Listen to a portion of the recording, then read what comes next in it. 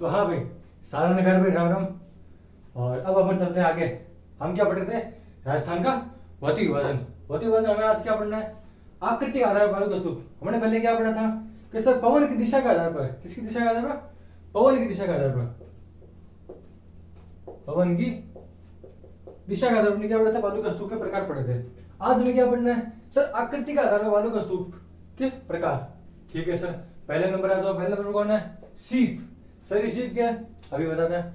अनुदैर्ध्य के जैसा, मतलब हमने जो पहले पढ़ा था अनुदैर्ध्य, उसकी सेम टू सेम जैसा है। क्या है सर? हवा के समानांतर बनता है। ठीक है, पढ़ो आगे। अनुदैर्ध्य जैसा है, पवन दिशा के समानांतर बनता है। बस बात खत्म, इतना ही पढ़ना है हम लोगों को। शीफ क्या है? शीफ, शीफ और सिर्फ इतना है कि बस पवन की दिशा के समानांतर बता दो और अपना सिर्फ अपना काम हो गया। सिर्फ कर दो या सिर्फ कर दो, सिर्फ अपना बढ़ाना है। लेकिन मूल नाम से क्या है? सिर्फ बालू का स्तूप। ठीक है, अगला कौन सा है सर? अगला अपना पैराबोलिक या परवलयाकार। हवा के रुख के विपरीत अंग्रेजी के यू आकार में विकसित होता है। कैसे? पैराबोलिक है, पैराबोलिक हवा के रुख के विपरीत अंग्रेजी के यू आकार में विकसित होता है। राजस्थान में सर्वाधिक पैराबोलिक स्तूप मिलते हैं। Very very very very most important line है, स्टार लगाना पड़ेगा।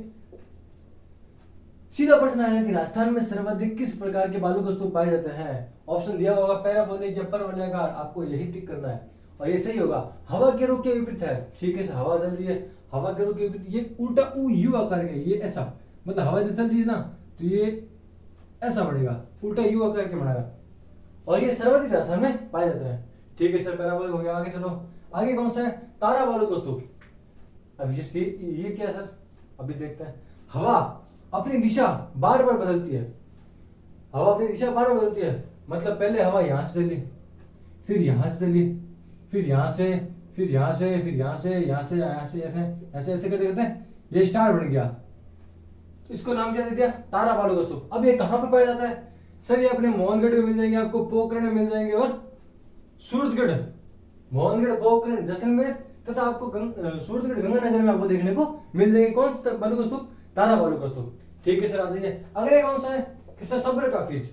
सब्र का फीज, सब्र का फीज क्या है? मरुस्थल में छोटी झाड़ियों की किनारे बनता है। नाम बड़ा है सब्र का फीज, लेकिन काम क्या छोटा है। क्या कि छोटी छोटी झाड़ियों के किनारे बनता है। बात खत्म।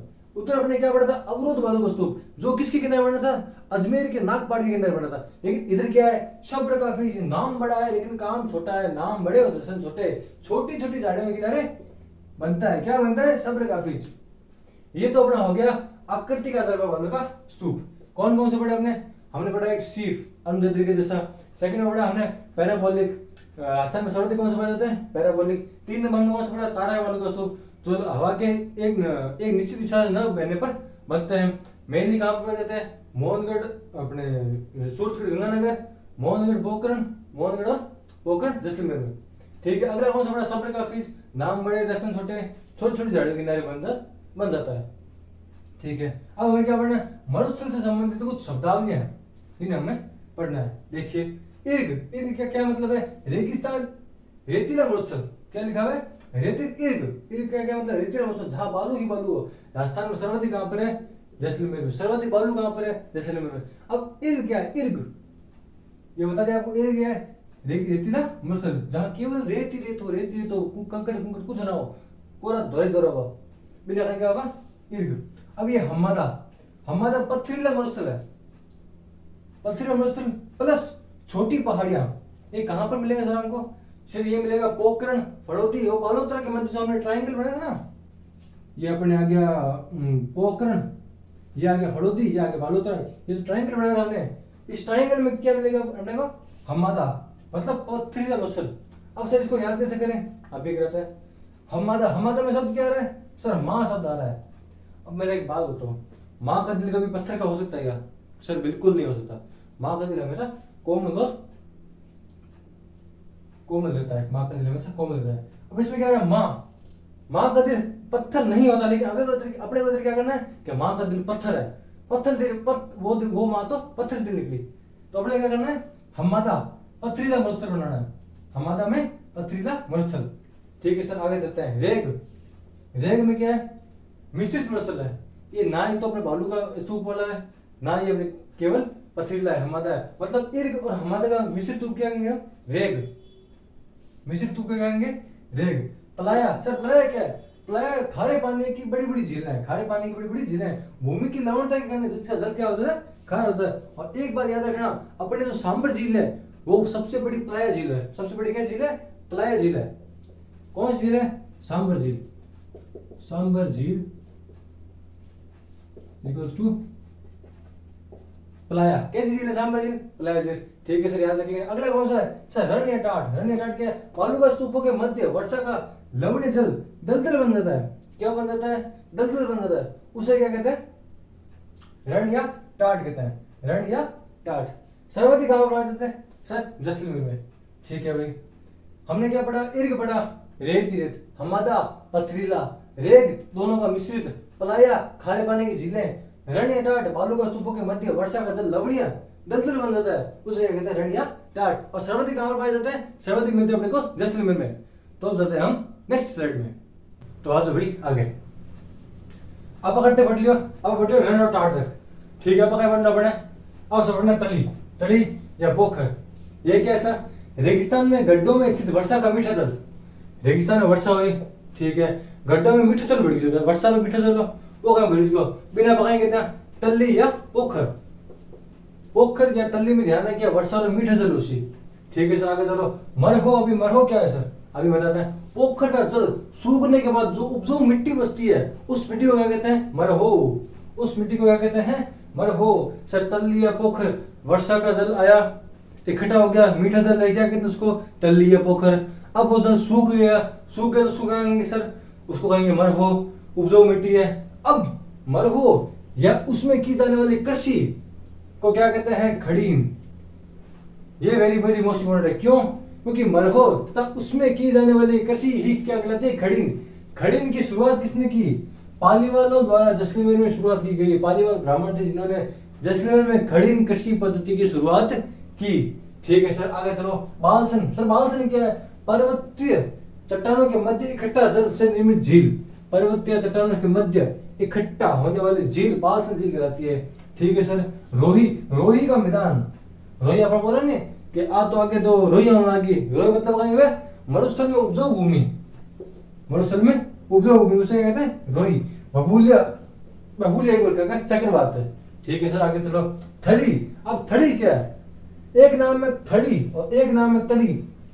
तड़ी ने बिठा दो अपन इन तड़े में, यानी नीचे नीचे, और थड़ी ले चलो अपने ऊपर। कर ले जाना सर। थड़ी में ले चलो अपने बीकानेर, गंगानगर, चूरू का ऊंचा भाग जो लूणी के उत्तर में आता है, क्या कहलाएगा सर? थड़ी कहलाएगा। ठीक है सर। और तो अपन तड़ी में, तड़ी में, तड़ी में क्या उसी मरुस्थल के दक्षिण पश्चिम, दक्षिण पश्चिम में स्थित नीचे भाग जो तड़ी कहलाता है। आप देखो भाई, ये तो आ गया अपना राजस्थान, ये आ गया अपना मरुस्थल, ये आ गया अपना दक्षिण और पश्चिम, मतलब ये वाला स्थान जो कि नीचे है वो क्या कहलाएगा सर? तड़ी कहलाएगा। ठीक है सर, आगे चलो। आगे क्या है? ढांड। Very very very very most important है, याद रख लेना इसको। ढांड क्या है? बालू का स्तूप में वायु की रगड़ से बना गर्त क्या कहलाता है सर? ढांड कहलाता है।